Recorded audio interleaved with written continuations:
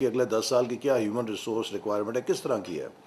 Pharma industry को बुलाएं कि आपको अगले 10 सालों में किस नौइयत के लोग चाहिए जिससे हम पाकिस्तान को दुनिया के फार्मा मैप के ऊपर ले जाएं। सर्जिकल वाले हैं उनको बुला के पूछें। अब मैं सियालकोट गया एक लीडिंग सर्जिकल कंपनी के पास, तो वो कहता कि मेरे लिए जो सबसे बड़ी वरी है वो ये नहीं है कि मैंने अगला ऑर्डर कहाँ से लाना है, मेरी सबसे बड़ी वरी ये है कि मुझे अगर अगला ऑर्डर मिल गया तो उसके लिए बंदे कहाँ से लाऊंगा, बंदे नहीं। लिहाजा इन सब को बुला के इनसे आप हर रोज़ आपके पास एक सेक्टर बैठा होना चाहिए जिससे आप बैठ के ये पूछ रहे हो कि आपकी ह्यूमन रिसोर्स नीड क्या है और हम किस तरीके से उसको अपनी यूनिवर्सिटीज़ के ज़रिए मीट कर सकते हैं। लिहाजा पहली मैपिंग जो है वो मैन्युफैक्चरिंग सेक्टर की करें और उसकी आइडेंटिफाई करें क्या नीड्स हैं। सेकेंड की sector is agriculture. Again Pakistan का एक बहुत बड़ी नीड है एग्रीकल्चर में। अच्छा, अब एग्रीकल्चर में उनके साथ बैठ के आइडेंटिफाई करें कि कौन से एरिया, मिसाल के तौर पे पहले तो क्रॉप वाइज होगा ना कि क्रॉप्स के लिहाज से हमारे पास कितने कॉटन के कैसे एक्सपर्ट्स हैं, वीट के, शुगर के, हॉर्टिकल्चर के, वेजिटेबल्स के, फ्रूट्स के, जो कि हमारे वो क्रॉप्स हैं। उसमें लाइफ स्टॉक भी आ जाएगा, डेयरी सेक्टर के क्या है, पोल्ट्री के कितने चाहिए, मीट के कितने चाहिए। और इसी तरह फिर दूसरी फंक्शनल है, सीड डेवलपमेंट है कि सीड डेवलपमेंट के एक्सपर्ट्स हैं हमारे पास कि नहीं हैं, फार्म मैकेनाइजेशन के हैं कि नहीं है।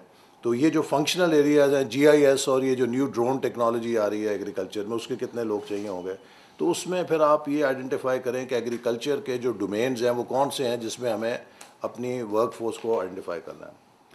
तीसरा sector is technology, all technology related fields.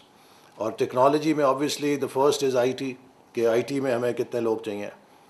हमें फ्यूचर में स्पेस प्रोग्राम अगर बनाना है तो हमारे स्पेस प्रोग्राम की क्या नीड्स हैं, इंजीनियरिंग के जो सेक्टर्स हैं उसमें क्या नीड है, एनर्जी सेक्टर की क्या नीड है हमारी टेक्नोलॉजी में, इसी तरह बायोटेक्नोलॉजी या दूसरी जो टेक्नोलॉजीज़ हैं जिनकी रेलेवेंस है। ये टेक्नोलॉजी के जितने डोमेन्स हैं इन सब के अंदर कौन कौन सी टेक्नोलॉजीज़ हैं जो मुस्तकबिल के लिए हमारे लिए ज़रूरी हैं और उसमें हमें कितनी ज़रूरत है और हमारी इस वक्त एग्जिस्टिंग क्या कैफियत है। Fourth is services. अब सर्विसेज में फाइनेंशियल सर्विसेज भी आ जाएंगी, उसमें टूरिज़म एंड हॉस्पिटैलिटी भी आ जाएगी, उसमें हेल्थ सर्विसेज भी आ जाएंगी। ठीक है, तो देख लीजिए कि सर्विस सेक्टर के अंदर कौन कौन से एरियाज़ हैं, उसमें हमारी क्या पोजीशन है। फिफ्थ इज़ माइनिंग, कि माइनिंग एक की एरिया है, उसके अंदर आपने काम किया हुआ है, उसके हिसाब से आप देख लें कि पाकिस्तान की जो फ्यूचर माइनिंग है उसमें सारी ये कॉपर एंड गोल्ड तो नहीं है। अब नॉर्दर्न एरियाज़ में जेम्स हैं हमारे पास, सारी उस सारे के हवाले से जी। तो जितनी माइंस हैं उसमें वैल्यू एडिशन के लिए, अब मार्बल है, इतना पाकिस्तान को अल्लाह ताला ने मार्बल दिया है। नीचे से शुरू हो जाएं आप गवादर से वो पूरा उस पर बेल्ट पे चलते हैं चित्राल तक, वो पूरी यानी कि हमारी बैकबोन जो है वो ग्रेनाइट ही है सारी। लेकिन हम दुनिया में तो वर्ल्ड लीडर नहीं है, हम आज भी वो बारूद हैं जी, हम आज भी वो बारूद के ज़रिए अपना मार्बल तबाह कर रहे हैं। We are not the leaders in marble technology, we should have been the leaders. तो इसके ऊपर आप वर्कआउट करें कि हमें कितने टू माइनिंग के अंदर चाहिए। फिर sixth is man power export, कि जो हमारी एक स्ट्रेंथ है कि हमारे पास बहुत इजाफी आबादी है, उसमें कंस्ट्रक्शन के अंदर क्या रिक्वायरमेंट्स हैं। वो पुराने जो किस्म के बेलदार चाहिए थे टाइप बंदे, वो तो ख़त्म हो गए ना। अब दुनिया में ऑटोमेशन आ गई सारी कंस्ट्रक्शन इंडस्ट्री में।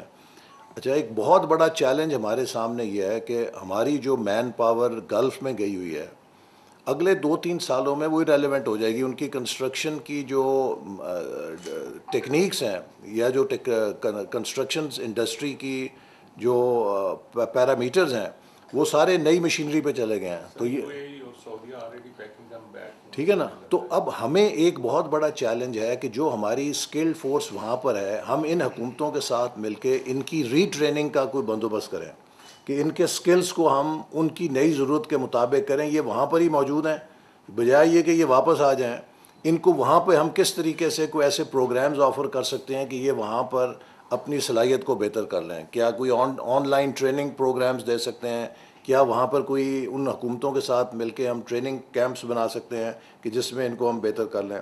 इसी तरह ड्राइवर्स हैं, ये मोटरवे पुलिस ने बनाया है, मैंने आपको बुलाया भी इसलिए है कि जो इंटरनेशनल ट्रकिंग है उसके लिए हम किस तरीके से अपने अफरादी क़ुव्वत को तैयार करें, नर्सिंग है, फिजियो है और दीगर जो मैन पावर की सेक्टर्स हैं आईटी के अंदर सारे में देखें।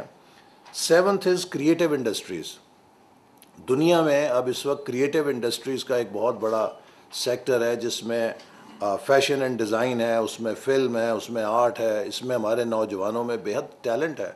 तो हम इसको क्रिएटिव इंडस्ट्रीज़ जो हैं इनके कौन कौन से शोबा जात हैं जिसके अंदर अपनी सलाहियत को डेवलप करें और उसमें हमारे जो ट्रेनिंग प्रोग्राम्स हैं वो क्या दुनिया के साथ अलाइंड हैं या नहीं है। And finally blue economy. Pakistan को अल्लाह ताला ने समुंदर की सूरत में एक 5वां सूबा दिया जो बलूचिस्तान जितना ही है तकरीबन। तो उसमें जो फ़िशिंग का हमारा बहुत बड़ा पोटेंशियल है वो हम किस तरीके से हार्नेस कर सकते हैं। हमारे ज़ेर ज़मीन मादनियात हैं, ऑफशोर माइनिंग जो हम या एक्सप्लोरेशन कैसे कर सकते हैं। अभी श्रीलंका के अम्बेसडर कह रहे थे कि अगर पाकिस्तान हमें ऑफशोर माइनिंग में मदद करे तो हम उससे मदद लेने के लिए तैयार हैं। तो पहले हम अपनी सलाहियत तो बना लें, फिर हम दूसरों को भी दे सकते हैं। तो ब्लू इकॉनमी भी एक बहुत शोबा है, उसमें मैरीटाइम ट्रेड है, उसमें शिपिंग है, उसमें पोर्ट मैनेजमेंट है। तो इसके जितने जुज़ हैं उनको आइडेंटिफाई करें। तो ये 8 सेक्टर्स हैं जो हमारे लिए मुस्तकबिल के लिए ज़रूरी हैं, हमारे जो डेवलपमेंट प्लानिंग है। और इस सब के अंदर आप इनके शोबे के नुमाइंदों से बैठ के वर्कआउट करें कि क्या आपकी रिक्वायरमेंट है और फिर उसके मुताबिक हम अपनी जो यूनिवर्सिटीज़ के प्रोग्राम्स हैं उनको उससे अलाइन करें। और ये नहीं है कि हर यूनिवर्सिटी जिसका दिल चाहे वो जौन सा मर्जी प्रोग्राम खोल ले। वो ये देखते हैं कि फ़ीस कहाँ से मिलेगी, पैसे कहाँ से कमाए जाएंगे, उसकी मार्केट वैल्यू है कि नहीं है, तो उससे उनका कोई सरोकार नहीं है। फिर ये नौजवान जो हैं जब 16-16 जमातें पढ़ के निकलते हैं, इनके लिए जॉब मार्केट में जगह नहीं होती तो वो फ्रस्ट्रेट होते हैं और वो एजिटेशन करते हैं फिर। तो इसलिए हमें ये जहाँ यकीनी बनाना है कि अपने बच्चों को आला तालीम दें, ये भी उतनी ही ज़िम्मेदारी है कि वो तालीम उन शोबों में दें जो मार्केट बेस्ड हों ताकि उनके लिए रोज़गार के मौके पैदा हो सकें। और फिर मैं आखिर में दोहराऊँगा कि हर पाकिस्तानी नौजवान को एक पोटेंशियल एक्सपोर्टर के तौर पे तैयार करें कि उसके अंदर एंटरप्रेन्योरशिप होनी चाहिए और उसके अंदर ये सेंस होनी चाहिए कि मैंने एलसी कैसे खोलनी है, मैंने माल कैसे बनाना है, कैसे बाहर भेजना है, मैंने ऑनलाइन ई कॉमर्स कैसे करनी है। क्योंकि अब तो दुनिया में सारा काम ई कॉमर्स के ज़रिए हो रहा है।